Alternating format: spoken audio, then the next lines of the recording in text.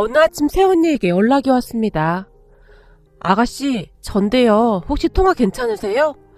많은 고민을 하다 전화를 한 것인지 새언니가 어렵게 말을 꺼냈어요. 네, 전 괜찮아요. 근데 무슨 일 있어요? 아니요. 무슨 일이 있는 건 아닌데. 아가씨, 제 말 기분 나쁘게 생각하지 말고 들어줬으면 좋겠어요. 무슨 일이 있긴 있는 모양인지 새언니가 잔뜩 뜸을 들인 채 말했어요. 전 괜찮아요. 전 항상 언니 편이잖아요. 걱정 말고 말씀하세요.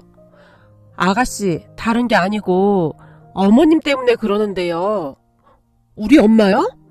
네, 어머니 입장에서는 우리가 걱정돼서 자주 찾아오시는 것 같은데 아무래도 너무 자주 찾아오시니까 저도 그렇고 그이도 그렇고 많이 힘들어서요. 엄마 아직도 언니 집에 자주 가세요? 제가 알아듣게 잘 말씀드렸는데? 우리 엄마도 시어머니가 되니까 완전 다른 사람으로 바뀌었네요. 아니에요, 아가씨. 그렇다고 해서 어머님이 저한테 막 시집살이 시키시는 건 아닌데 아무래도 그이가 좀 힘들어해서요. 그치만 저도 어머님 심정 이해 못하는 건 아니어서 중간에서 너무 힘이 드네요. 새언니의 목소리에서 고단함이 고스란히 느껴졌습니다. 당연하죠. 아무래도 언니가 제일 힘들 수밖에 없죠. 전 그 심정 충분히 이해해요. 알겠어요. 제가 엄마한테 다시 잘 알아듣게 말할게요. 아가씨, 항상 고마워요. 제가 나중에 맛있는 식사 대접할게요. 제 말에 새언니의 목소리가 밝아졌는데요. 아니에요, 언니. 제가 항상 감사하죠. 우리 오빠는 무슨 복을 타고 나서 언니 같은 사람과 결혼했나 모르겠어요. 우리 남편은 오빠가 세상에서 제일로 부럽대요. 언니, 아마 엄마가 언니한테 미안해서 더 그러실 거예요. 그럼요. 제가 어머님 마음을 왜 모르겠어요? 그러니까 아가씨가 말 좀 잘 해주세요. 저한테 그렇게 미안해하지 않으셔도 된다고요.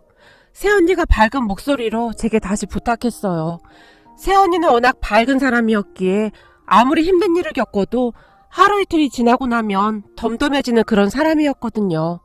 처음에는 그런 새언니가 적응이 안 될 정도였지만 서로 실수도 하고 그런 거잖아요.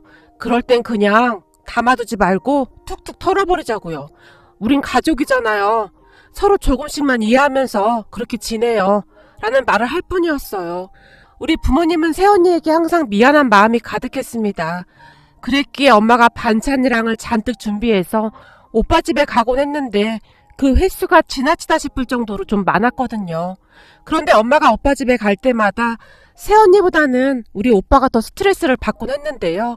오빠 부부네 집과 부모님 집은 상당히 가까운 거리에 살고 있었기에 엄마가 아침밥을 준비해서 가지고 가는 날도 많았거든요.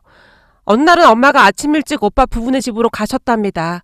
새언니가 현관문을 열어드렸는데 집 안에 들어서자마자 엄마의 폭풍 잔소리가 시작되었다고 합니다. 뭐야? 아침부터 빵 쪼가리를 먹고 있는 거야? 아침에 든든하게 밥을 먹어야지. 왜 자꾸 이딴 걸 먹고 있어? 범수는 아직도 자는 거니? 새언니를 보자마자 엄마의 잔소리가 시작되었다는데요. 어머님, 그이 아직 자고 있어요. 혜주가 감기에 걸려서 어젯밤에 잠을 좀 설쳤거든요. 뭐야? 그래도 그렇지. 지금 시간이 몇인데 아직까지 한낮을 처자빠자고 있어. 혜주가 밤새 칭얼거렸으면 너도 잠 설친 건 매 한 가지였겠구만. 지가 집에서 하는 게 뭐가 있다고 아직도 처자고 있어. 아니에요, 어머님. 전 그래도 그이 덕분에 좀 잤어요. 그러니까 그냥 두세요. 많이 피곤할 거예요. 종일 집에만 있는 놈이 피곤하긴 뭐가 피곤해. 지가 살림을 하기로 했으면 아침 일찍 일어나서 국도 데우고 일 나가는 아내 든든하게 아침밥을 먹여서 보내야지. 내가 저거 보고 있으면 열불이나 못 살겠다 진짜. 잠깐만 기다려봐라. 내가 금방 아침상 차릴 테니까. 엄마가 급히 주방으로 가서는 아침상을 차리셨다고 하네요. 어머님, 전 진짜 괜찮아요. 그냥 빵에다 커피 먹는 게 훨씬 편해요. 아침밥 많이 먹고 출근하면 부대 껴서 불편하더라고요. 새언니가 급히 엄마를 말렸다는데요. 네가 그렇게 맨날 괜찮다 괜찮다 그러고 있으니까 저 인간이 아주 저렇게 천하태평인 거 아니겠니? 부하가 잔뜩 난 엄마가 오빠가 잠들어 있다던 방을 노려봤다는데요. 어머님, 전 요즘 그이가 집안살림 다 해줘서 얼마나 편한지 모르겠어요. 거기다 예전 같았으면 해주 어린이집 등하교까지 정신이 하나도 없었잖아요. 요즘은 마음 편하게 일할 수 있어서 너무 좋아요. 그러니까 그이한테 너무 뭐라고 하지 마세요. 그 사람도 나름 하루 종일 정말 바쁘거든요. 원래 집안일이라는 게 해도 해도 끝이 없잖아요. 아유, 너는 참 속도 좋다. 난 도무지 이해가 안 되는구만. 엄마가 답답하다는 듯이 새언니를 바라봤다는데요. 우리 오빠 부부는 다른 집들과는 조금 다른 것이 있습니다. 그러니까 새언니가 경제활동을 하고 있고 오빠가 전업주부예요. 다른 사람들에게 이런 이야기를 하게 되면 다들 깜짝 놀라곤 하는데요. 새언니의 말에 따르면 그냥 역할만 바뀌었을 뿐이지 다른 집과 별반 다를 게 없다라는 말만 할 뿐입니다. 사실 새언니 연봉이 굉장히 세기도 하거든요. 하지만 부모님, 특히 엄마는 그런 오빠를 참 많이 못마땅해 했어요. 그렇게 엄마는 오빠가 자고 있던 방으로 들어가서 자고 있던 오빠의 등짝을 내리쳤다고 합니다. 아, 뭐야! 곤이 자고 있던 오빠가 깜짝 놀라서 일어났고, 네가 지금 처 자고 있을 때야? 네 처는 새벽부터 일 나간다고 빵 쪼가리 먹고 있는데 네가 아침이라도 차려줘야 할 거 아니야. 엄마, 나 혜주 때문에 어제 한숨도 못 잤단 말이야. 내가 맨날 이러는 건 아니야. 평소에는 내가 밥 챙겨주거든. 그러니까 너무 그렇지 좀 마. 됐어. 너 이럴 거면 당장 취직해. 내가 요즘 사돈들 얼굴 보기 얼마나 창피한 줄 알아? 아침부터 엄마가 한바탕 뒤집어 놓으셨다고 하네요. 그랬으니 새언니가 제게 부탁을 한 것 같았어요. 그렇게 제가 엄마에게 전화를 했습니다. 엄마, 제발 오빠네 집 좀 가지마. 어제도 아침부터 가서 난리쳤다며? 둘이 만족하고 잘 살고 있는데 도대체 왜 그러는 거야? 내가 요즘 잠이 안 와. 아니, 취직할 생각은 안 하고 저게 뭐 하는 짓이야? 제가 아무리 설명을 해도 엄마는 도저히 이해가 안 된다는 그런 목소리였어요. 하지만 그 뒤에도 오빠는 전업주부 생활을 계속했습니다. 우리가 보기에 오빠는 전업주부 생활에 아주 만족해하는 듯 해보였어요. 그렇게 오빠는 시간이 지나면 지날수록 주부 생활에 익숙해져 갔습니다. 나중에는 적성에 맞는 일을 찾았다고 할 정도였으니까요. 오빠는 조카가 초등학교에 들어간 뒤 학교 일에도 아주 열성적이었는데요. 횡단보도 앞에서 깃발을 들고 녹색 어머니 회의라는 것도 참여를 할 정도였으니까요. 여보, 나 내일 녹색 어머니 회의에 참여하는 날이야. 그거 신청한 거야? 새언니가 놀라서 물었다는데요. 당연하지. 그거 하면 선생님이 엄청 좋아하시는걸? 그리고 끝나면 엄마들하고 커피 한 잔씩 마시면서 정보도 많이 얻고 이래저래 얼마나 좋은데. 그래, 알았어. 당신 육아를 잘 챙겨주니까 나도 얼마나 안심이 되는지 모르겠어. 우리 혜주도 표정이 엄청 밝아졌잖아. 아무리 생각해봐도 당신이 전업주부한 건 신의 한 수였어. 그러게, 나도 요즘 내 적성을 찾은 것 같아. 요리하는 것도 얼마나 재밌는지 몰라. 오빠와 새언니는 죽이 척척 맞았어요. 하지만 엄마는 그런 오빠를 계속해서 못마땅해 하셨는데요. 아니, 아무리 그래도 가장이 나가서 돈을 벌어와야지. 내가 진짜 속 터져서 못 살겠다. 저 인간이 얼마 전에는 나한테 깍두기 담그는 방법도 물어보더라니까. 내가 그냥 김치를 얼굴에 버무려버릴까 하다 참았어. 거기다 그 뭐냐, 녹색 어머니인가 뭔가를 한다고 학교 앞 횡단보도에 떡하니 서있지 뭐냐. 다들 엄마들만 나왔던데 혼자만 아빠가 나와서 그러고 있더라고. 내가 지나가다가 창피해서 얼른 피해버렸다니까. 엄마가 잔뜩 울상을 지으며 말했는데요. 내버려둬. 지들이 좋아서 한다는데 당신이 왜 난리야. 덕분에 당신도 그렇고 나도 그렇고 얼마나 편해졌어. 전에는 허구한 날 손녀 봐달라고 전화했었는데 요즘은 그런 전화 한 통도 없고 얼마나 좋아. 그냥 좋게 좋게 생각해. 둘 다 만족하고 살고 있다는데 뭘 걱정을 해. 시간이 지나면서 아빠는 오빠 부부를 이해하시는 듯 했어요. 아니, 녹색 어머니 회인가 뭔가 하는 것까지는 내가 이해해. 근데 말이야, 내가 얼마 전에 밑반찬 좀 갖다 주러 갔었는데 엄마, 오늘 우리 아파트 단지에 두부랑 청국장 싣고 다니면서 파는 트럭 아저씨가 왔었는데 나보고 글쎄 단골 VIP 고객이라고 두부 한 무를 공짜로 줬다니까? 라고 자랑까지 하고 있더라고. 그 말 듣고 어찌나 부하가 치밀어 오르던지 두부조림을 해쳐먹던지 김치찌개를 해쳐먹던지 혼자 많이 처먹으라고 왔다니까? 엄마가 아빠를 보며 말을 했는데요. 아니 뭘 또 그렇게까지 하고 그랬어. 아빠가 머리를 절레절레 흔들었습니다. 그렇게 시간이 흘러 오빠 생일이 되었는데요. 하필 그날이 주말이기도 했기에 엄마가 음식을 바리바리 싸서 저까지 끌고 오빠네 집으로 갔습니다. 엄마, 언니가 어련히 알아서 잘 챙겨줄 텐데 뭘 이렇게까지 해. 네 언니 일하느라 바쁜데 그 성격에 오늘 생일상까지 차린다고 할까봐 그렇지. 아들 때문에 이게 뭔 고생이니 그래. 내가 며느리 보기가 미안하다 미안해. 엄마, 언니가 그런 걸로 막 눈치 주는 사람도 아닌데 뭘 그렇게 예민하게 굴어? 내가 볼 때 언니는 진짜 아무렇지도 않아 보이던데 오히려 오빠가 전업주부 하는 거 엄청 좋아하던데? 네가 이래서 철딱서니가 없다는 거야. 네 새언니가 말은 그렇게 해도 지금 속이 어떻겠니? 얼른 음식 한 거나 잘 챙겨 들어. 그렇게 저는 엄마를 따라 오빠네 아파트에 도착했습니다. 오빠네 집이 2층이었기에 그냥 계단으로 올라가고 있었는데요. 어디선가 익숙한 목소리가 들려왔어요. 김서방 그런 거 사도는 아직 모르시는 거지? 그렇지 뭐. 아시면 괜히 걱정만 하실 테니까 차라리 모르는 게 약일 것 같아서 말씀 안 드렸어. 근데 회사 관둔 뒤로 건강이 진짜 많이 좋아졌어. 얼마나 다행인지 모르겠어. 전에 회사 그 정과장 때문에 스트레스 받는다고 그렇게 말했었는데 그때 빨리 그만두라고 할 걸 진짜 후회가 되더라고. 얼마나 힘들었으면 그랬겠어. 안 사돈 어른과 새언니가 문 앞에서 심각한 목소리로 대화를 하고 있었어요. 그 모습을 보며 제가 안 사돈 어른에게 인사를 드리기 위해 발걸음을 옮기려고 했는데요. 가만히 있어봐. 이게 지금 다 무슨 소리야. 새언니와 안 사돈 어른의 대화를 듣던 엄마가 제게 조용히 속삭였어요. 하지만 우리가 왔다는 사실을 전혀 알지 못했던 안 사돈 어른께서 다시 새언니에게 걱정스레 말씀하셨어요. 그래도 나중에 알게 되시면 상심이 크실 텐데 되도록이면 빨리 말씀드려. 안 사돈이 아직도 김서방한테 취직 안 한다고 난리치신다면서 나중에 하시면 얼마나 충격받으시겠니? 알았어. 걱정하지 마. 그리고 오늘 남편 생일 차려줘서 고마워. 내가 혼자 해도 되는데 뭐하러 다 준비해왔어. 하나뿐인 사위인데 장모가 그 정도는 해줘야지.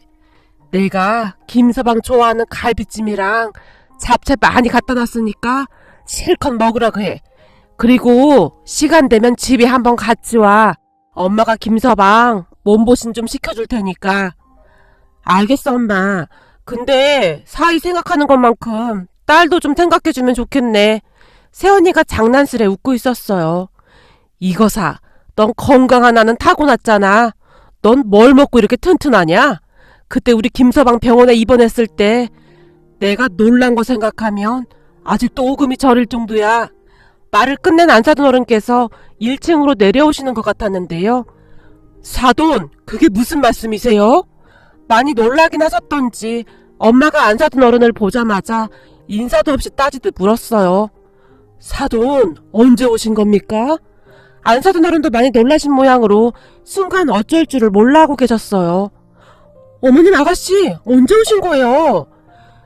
저기 내가 들으려고 해서 들은 건 아닌데 지금 이게 다 무슨 말이냐? 엄마가 새언니를 재촉했어요. 어머님, 우선 들어가서 말씀드릴게요. 그냥 별일 아니에요. 그러니까 그게 무슨 말이냐고. 순간 엄마의 목소리가 높아져 있었어요. 그렇게 안사돈 어른과 새언니가 혼비백산한 채 눈치만 보다가 그동안의 일을 다 말해줬는데요. 사실 오빠가 전업주부를 할 수밖에 없었던 이유가 있었다고 합니다. 오빠가 메니에르라는 병에 걸렸다고 했어요. 오빠의 병명을 듣고 우리 모두 놀랄 수밖에 없었습니다. 의사 말로는 이 메니에르라는 병이 상당히 희귀병 중에 하나라고 얘기를 했다는데요. 이 병이 과로나 스트레스가 심할 때 어질어질하면서 갑자기 쓰러지기도 하는 병이라고 합니다.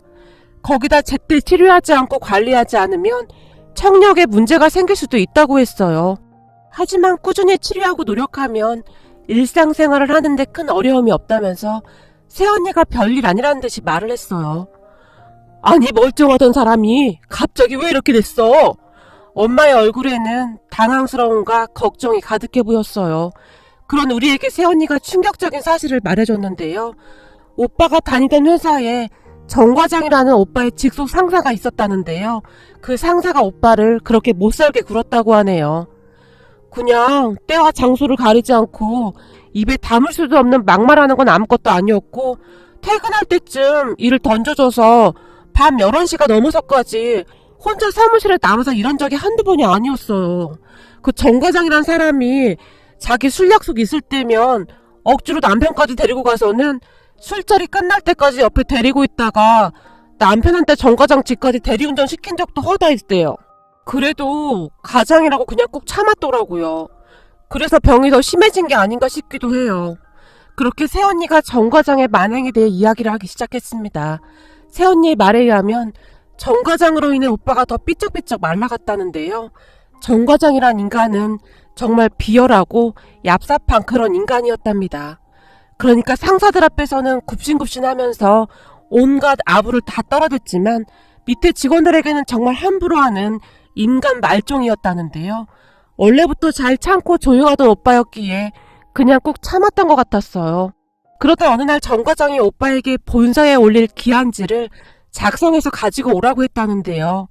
우리 오빠는 서울의 명문대까지는 아니었지만 그래도 서울에 있는 대학을 졸업한 사람이었어요. 하지만 정 과장은 명문대를 나온 사람이었기에 그 자부심이 어마어마했다는데요. 회사 팀장부터 부장까지 다 같은 대학교를 나왔기에 정 과장이 더욱 기고만장한 채 오빠에게 막말을 일삼았다고 합니다. 야, 넌 기한지를 발로 작성했냐? 이걸 본사에 어떻게 올려? 오빠의 얼굴에다 그 기한지 종이를 던져버리더랍니다. 이래서 사람들이 명문대 나온 사람을 선호하는 거야. 어디 이름도 없는 대학을 나오니 이따구로 만들어 오지. 퇴근하고 남에서 다 만들어놔. 내가 내일 아침에 출근하면 볼 수 있게 제대로 만들어놔. 알았어? 그날도 역시 정 과장이 오빠에게 막말을 일삼았다고 합니다. 그 모습을 본 오빠 선배 한 명이 아니, 내가 보기 기한지 엄청 잘 썼는데 더 이상 어떻게 잘 만들어? 그럼 지가 한번 해보던가. 얘기 들어보니 정 과장 신입사원 때 어리버리 정이라고 소문났었대. 돈문 서답하는 꼴통으로 소문났었다고 하더라고. 어떻게 인간이 저럴 수가 있어? 그렇게 그 선배가 그날 늦게까지 오빠와 같이 기한지에 첨부할 자료를 도와줬다는데요. 하지만 다음날 아침 기한지를 본 정 과장이 다시 화를 내기 시작했답니다. 너 어제 야근한 거 맞아? 진짜 이따구로 일을 할래? 회사 그만 다니게 해줘? 그 순간 오빠의 인내심이 폭발해버렸다는데요. 과장님, 정말 너무하시는 거 아닙니까? 저한테 일부러 더 그러시는 것 같은데 한두 번도 아니고 정말 너무하시네요. 뭐? 너무하긴 뭐가 너무해. 정 과장이 흥분한 채 오빠의 얼굴에 서류를 다시 한번 집어던졌다네요. 그런 정 과장을 보며 부들부들 떨던 오빠가 갑자기 과호흡이 오면서 그대로 쓰러져 버렸고 말이죠. 그렇게 병원에 입원한 오빠를 보며 새언니가 오빠를 설득했다고 했어요. 당신 회사 그만두는 게 나을 것 같아. 이러다 진짜 큰일 나겠어. 아무리 그래도 가장이 회사를 어떻게 그만둬? 나만 힘든 것도 아니고 다른 사람도 다 힘든데 참고 하는 거잖아. 오히려 오빠가 절대 그만둘 수 없다며 방방 뛰었다는데요. 여보, 부탁인데 회사 그냥 그만둬. 우리 딸 지금 한참 어린데 그렇게 일만 하다 당신 잘못되면 우린 어떡해. 건강을 잃으면 다 잃는 건데 나 무섭단 말이야. 그러니까 우선은 건강부터 챙기자. 의사 선생님도 그랬잖아. 이러다 진짜 큰일 난다고. 당신이 무슨 말 하는지 잘 알겠는데 난 한 번도 회사를 그만두고 집에서 전업주부 한다는 생각을 해본 적이 없어. 거기다 내가 회사 그만두고 주부한다고 하면 우리 엄마 아버지 난리난리 치실걸? 오빠의 입장에서는 아무래도 쉽게 결정할 문제는 아니었을 테니까요. 그게 뭐가 그렇게 중요해. 그리고 내가 얼핏 알아보니 우리나라에 주부 아빠가 몇십만 명이나 된다고 하더라고. 이제 세상이 바뀌어서 그런 거 큰 걱정할 필요 없어. 내가 못 보는 것도 아니고 난 당신이 집에서 살림해주면 오히려 고마울 것 같은데? 우리 딸 유치원 등하원도 그렇고 우리 그동안 너무 힘들었잖아. 그리고 무엇보다도 난 당신 건강이 제일 중요하다고 생각해. 뉴스 봐봐. 그렇게 평생 일만 하다가 잘못되는 사람들도 많잖아. 우리 욕심 부리지 말고 건강부터 챙기면서 살자. 나중에 당신 건강 좋아지면 다시 일 시작해도 되잖아. 새언니가 지속적으로 오빠를 설득했다고 합니다. 그렇게 오빠는 회사에 사표를 냈고 전업주부가 되었고요. 한참 동안 말을 하던 새언니가 미안한 듯 엄마를 바라봤어요. 어머님, 저는 그이 건강이 제일 우선이에요. 그까짓 돈하고 그이 건강하고 절대 못 바꿉니다. 최소한 사람답게는 살아야 하잖아요? 허구한 날 야근에다 그렇게 고생을 했으니 몸이 망가질 수밖에요. 돈만 많이 벌어오면 뭐해요. 계속 몸이 축나는걸요. 근데 요즘은 정말 많이 좋아졌어요. 얼마 전에 병원 다녀왔는데 의사 선생님도 많이 좋아졌다고 하고요. 어머님 아버님께 미리 말씀 못 드린 건 죄송해요. 아무래도 걱정하실까봐 말씀 못 드렸어요. 새언니가 고개까지 푹 숙인 채 어쩔 줄을 몰라 했어요. 난 그런 것도 모르고 그 난리를 쳤구나. 죄송해요 어머님. 그이 건강해지면 사실대로 말씀드리려고 했어요. 우선 그이가 스트레스를 받으면 안 돼서 어머님 아버님께서 걱정하시면 더 스트레스 받을까 걱정도 됐었고요. 아니다. 네가 미안할 게 뭐가 있겠니? 남편이 그렇게 됐는데 너도 참 힘들었겠구나. 그동안 네가 옆에서 잘 챙겨줘서 정말 고맙구나. 안 싸돈 정말 감사합니다. 제가 며느리 복은 있나 봅니다. 어디서 이런 착한 복덩이가 나왔는지 모르겠습니다. 엄마가 눈물까지 글썽이며 안 사돈 어른과 새언니에게 진심을 전했습니다. 아닙니다. 우린 가족인데 당연한 거 아니겠습니까? 우리 김서방의 집에서 손녀를 잘 봐줘서 저도 요즘 아주 편해졌는걸요. 우리 김서방이 음식도 잘하고 아주 못하는 게 없습니다. 저야말로 무슨 복이 있어서 이런 사위를 받는지 모르겠네요. 안사돈 어른께서 활짝 웃으셨어요. 그런데 그런 안사돈 어른의 말을 듣던 엄마의 눈에서 눈물이 하염없이 쏟아져 나왔습니다. 그 뒤부터 엄마는 오빠에게 아무런 말도 하지 않았어요. 그리고 오빠는 완벽한 전업주부가 되어갔는데요. 하루가 어떻게 가는 줄 모르겠다고 할 정도로 정말 열심히 살고 있습니다. 심지어 얼마 전에는 본가에 와서 한껏 들떠서 말을 했어요. 저기 우리 딸 학교 친구 아빠도 이번에 전업주부 하기로 했다네.